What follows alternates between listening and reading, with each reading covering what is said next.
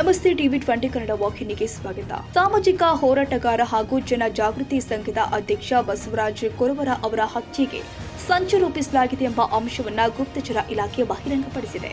ಈ ಸಂಬಂಧ ಸ್ವತಃ ಬಸವರಾಜ ಕೊರವರ ಅವರೇ ಮಾತನಾಡಿದ್ದು, ಜುಲೈ 14ರಂದು ಧಾರವಾಡ ಉಪನಗರ ಪೊಲೀಸ್ ಠಾಣೆಯಿಂದ ನನಗೆ ಸೂಚನಾ ಪತ್ರ ಬಂದಿತ್ತು. ಪೊಲೀಸರು ಕೂಡ ಅನಾಮಧೇಯ ಪತ್ರ ಬಂದಿತ್ತು. ತಮ್ಮ ಹೇಳಿಕೆ ಪಡೆಯಬೇಕು ಅಂತ ಪೊಲೀಸರು ನನಗೆ ತಿಳಿಸಿದ್ರು. ನನಗೆ ಜೀವ ಬೆದರಿಕೆ ಇರುವುದು ನನಗಿಂತ ಪೊಲೀಸ್ ಇಲಾಖೆಯವರಿಗೆ ಹೆಚ್ಚು ಗೊತ್ತಿದೆ. ಪೊಲೀಸರು ಕೂಡ ಈ ಬಗ್ಗೆ ವಿಚಾರಣೆ ಮಾಡ್ತಾ ಇದ್ದಾರೆ. ನಾನು ಸಾಕಷ್ಟು ಹೋರಾಟಗಳನ್ನ ಮಾಡಿದ್ದೇನೆ. ಪೊಲೀಸ್ ಇಲಾಖೆ ಬಗ್ಗೆ, ಕೆಐಎಡಿಬಿ ಹಗರಣದ ಬಗ್ಗೆ, ಜಲಮಂಡಳಿ, ಪೆಪ್ಸಿ ಕಂಪನಿ ವಿರುದ್ಧ ಹೋರಾಟ ಮಾಡಿದ್ದೇನೆ. ಹೀಗಾಗಿ ನನ್ನನ್ನು ಕೊಲೆ ಮಾಡಿಸಬೇಕು ಎಂದು ಸಂಚು ರೂಪಿಸಲಾಗಿದೆ ಎಂದಿದ್ದಾರೆ.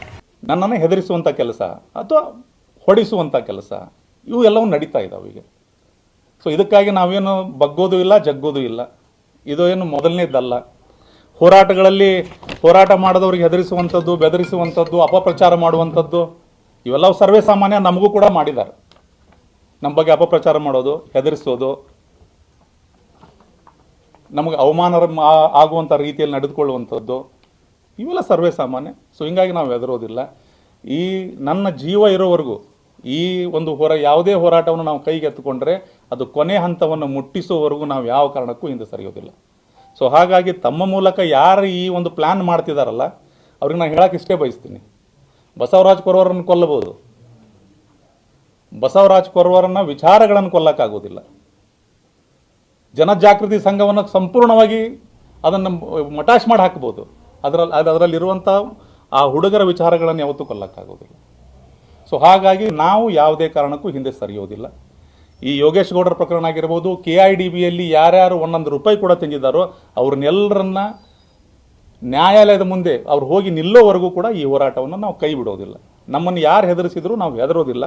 ಸೊ ಹಾಗಾಗಿ ತಮ್ಮ ಮೂಲಕ ನಾನು ಕೇಳ್ಕೊಳ್ಳೋದು, ಪೊಲೀಸ್ ಇಲಾಖೆ ಕೇಳ್ಕೊಳ್ಳೋದು ಇಷ್ಟೇನಂತ ಕೇಳಿದರೆ, ಪೊಲೀಸರು ಭಾಳ ಚೆನ್ನಾಗಿ ಕೆಲಸ ಮಾಡ್ತಿದ್ದಾರೆ. 4-5 ದಿವಸದಿಂದ ನನಗೆ ಬಂದ ಮಾಹಿತಿ, ನಾನು ಕೂಡ ಇಲಾಖೆಯಲ್ಲಿ ಒಂದು 14 ವರ್ಷ 9 ತಿಂಗಳ ಕೆಲಸ ಮಾಡಿ ಬಂದಂಥವನು, ನನಗೂ ಒಂದಿಷ್ಟು ನಾಲೆಜ್ ಇದೆ. ಪೊಲೀಸರು ಭಾಳ ಚೆನ್ನಾಗಿ ಕೆಲಸ ಮಾಡ್ತಿದ್ದಾರೆ, ಕರಿತಿದ್ದಾರೆ. ಯಾಕಂದರೆ FIR ಆಗಿಲ್ಲ, ಅವ್ರ ಮೇಲೆ ನಿರ್ದಾಕ್ಷಿಣ್ಯವಾಗಿ ಏನೂ ಕ್ರಮ ಕೈಗೊಳ್ಳೋಕೆ ಪೊಲೀಸರಿಗೂ ಆಗೋದಿಲ್ಲ. FIR ಆಗಿಲ್ಲ, ಕರೆದು ಕೂಡಿಸಿ ವಿಚಾರಣೆಯನ್ನು ಮಾಡ್ತಾ ಇದ್ದಾರೆ. ಅಲ್ಲಿ ಕೆಲವೊಂದಿಷ್ಟು ಅವರು ತಮಗೆ ಏನೇನು ಬೇಕೋ ಮಾಹಿತಿಗಳನ್ನು ಹೆಕ್ಕುವಂಥ ಕೆಲಸವನ್ನು ಮಾಡ್ತಾ ಇದ್ದಾರೆ. ನಾನು ಮಾನ್ಯ ಪೊಲೀಸ್ ಆಯುಕ್ತರ ಮೇಲೆ ಬಹಳ ನನಗೆ ಒಂದು ಗೌರವ ಇದೆ. ಯಾಕಂತ ಕೇಳಿದರೆ ಈಗ ಕಳೆದ ಕೆಲವೊಂದಿಷ್ಟು ದಿನಗಳಿಂದ 6-7 ತಿಂಗಳಿಂದ ನೋಡ್ತಾ ಇದ್ದೀನಿ, ರೌಡಿಗಳನ್ನು ಮಟ್ಟ ಹಾಕೋದರಲ್ಲಿ ಅವರು ತೆಗೆದುಕೊಂಡಿರುವಂಥ ನಿರ್ಧಾರಗಳು ಶ್ಲಾಘನೀಯ. ಸೊ ಹಾಗಾಗಿ ಈ ಪ್ರಕರಣದಲ್ಲೂ ಸಹ ಅವರು ಅಷ್ಟೇ ಮುತುವರ್ಜಿಯನ್ನು ವಹಿಸಿ ಯಾವುದೇ ಈಗ ಯಾರು ಎನ್ಕ್ವೈರಿ ಮಾಡ್ತಾರೋ ಅವ್ರ ಮೇಲೆ ಯಾವುದೇ ರೀತಿ ಒತ್ತಡ ಬರಬಾರ್ದು. ಪೊಲೀಸರು ಯಾರು ಎನ್ಕ್ವೈರಿ ಮಾಡ್ತಾರಲ್ಲ ಅವ್ರ ಮೇಲೆ ಒತ್ತಡ ಬಂದರೆ ಅವ್ರಿಗೆ ಕೆಲಸ ಮಾಡೋಕ್ಕಾಗೋದಿಲ್ಲ. ಮುಕ್ತವಾಗಿ ಅವ್ರು ಕೆಲಸ ಮಾಡೋಕ್ಕೆ ಅವಕಾಶವನ್ನು ಮಾಡಿಕೊಡಬೇಕು. ಯಾರು ಭಾಗಿಯಾಗಿದ್ದಾರೋ ಅವರು ಎಲ್ಲರೂ ಅವರ ಮುಖಗಳು ಜನರ ಮುಂದೆ ಬರಬೇಕು. ಅವರು ಕಾನೂನು ರೀತಿ ಅವ್ರ ಮೇಲೆ ಕ್ರಮ ಆಗಬೇಕು ಅನ್ನುವಂಥದ್ದು ನಮ್ಮದೊಂದು ವಿಚಾರ ಹಾಗೂ ನನ್ನದೊಂದು ಮನವಿ ಅಷ್ಟೇ ಪೊಲೀಸ್ ಇಲಾಖೆ. ಅಂದರೆ ಈಗ ನೋಡ್ರಿ, ಈಗೇನಾಗಿದೆ, ಗುಪ್ತಚರ ಇಲಾಖೆಯಿಂದ ಮಾಹಿತಿ ಅದು, ಮತ್ತು ಮೇಲಾಗಿ ಇನ್ನೊಂದೇನೋ ಒಂದು ಅನಾಮಧೇಯ ಪತ್ರ ಬಂದಿದೆ ಅಂತ ಅವ್ರು ಹೇಳ್ತಾರೆ. ಈಗ ನನಗೆ ಯಾವುದು ಪತ್ರ ಬಂದಿಲ್ಲ, ನನ್ನ ಹತ್ರ ಇರೋದು ಬರೀ ಮಾಹಿತಿ. ನನಗೆ ಇನ್ಫಾರ್ಮೇಷನ್ ಬಂದಿದೆ, ಹಿಂಗೆ ಆಗ್ತಾ ಇದೆ, ನೀವು ಹುಷಾರಾಗಿರ್ರಿ ಅಂತ. ಅದು ನಾನು ಅವ್ರಿಗೆ ಕೊಟ್ಟಿದ್ದೀನಿ. ಅದರೊಳಗಡೆ ಏನಾದರೂ ಬಂದಾಗ ಅದನ್ನು ನನ್ನ ಕಡೆಯಿಂದ ಅವ್ರು ಕೇಳ್ಬೋದು, ನೀವು ಒಂದು FIR ಮಾಡಿ ಅಂತ ಕೇಳ್ಬೋದು, ಅಥವಾ ಅವರೇ ಸುಮೋಟೋ ಕೇಸನ್ನು ರಿಜಿಸ್ಟರ್ ಮಾಡ್ಬೋದು. ಯೋಗೇಶ್ ಗೌಡ ಕೊಲೆ ಪ್ರಕರಣಕ್ಕೂ ಅದಕ್ಕೂ ಏನು ಸಂಬಂಧ ಅಂತ ಕೇಳಿದ್ರೆ, KIDBಯಲ್ಲಿ ಏನು ಹಣ ಲೂಟಿ ಮಾಡ್ಯಾರ, ಒಳಗೆ ಹೋದವರು ಇನ್ನೂ ಏನು ಬಾಕಿ ಅದಾರಲ್ಲ ಅವ್ರು ಎಲ್ಲರೂ ಸಹ ವಿನಯ್ ಕುಲಕರ್ಣಿ ಅವರಿಗೆ ಭಾಳ ಸಮೀಪ ಇದ್ದಂಥ ಜನ. ಹೀಗಾಗಿ ನೇರವಾಗಿ ಮಾಡಿದರೆ ನನ್ನ ಮೇಲೆ ಬರಬಹುದು ಅಂತ ಹೇಳಿ ಇವರನ್ನು ಎತ್ತಿ ಕಟ್ಟುವಂಥ ಕೆಲಸ ಮಾಡ್ತಿದ್ದಾರೆ ಅನ್ನುವಂಥ ಮಾಹಿತಿ ನನಗಿದೆ. ಆರೋಪಿಗಳು ಒಂದಿಷ್ಟು ಜನ ಬೇಲ್ ತೊಗೊಂಡು ಬಂದಿದ್ದಾರೆ, ಇನ್ನೊಂದಿಷ್ಟು ಜನ ಅವ್ರನ್ನ ಬಂಧಿಸಿಲ್ಲ, ಇನ್ನೂ ಹಾಗೆ ಇದ್ದಾರೆ.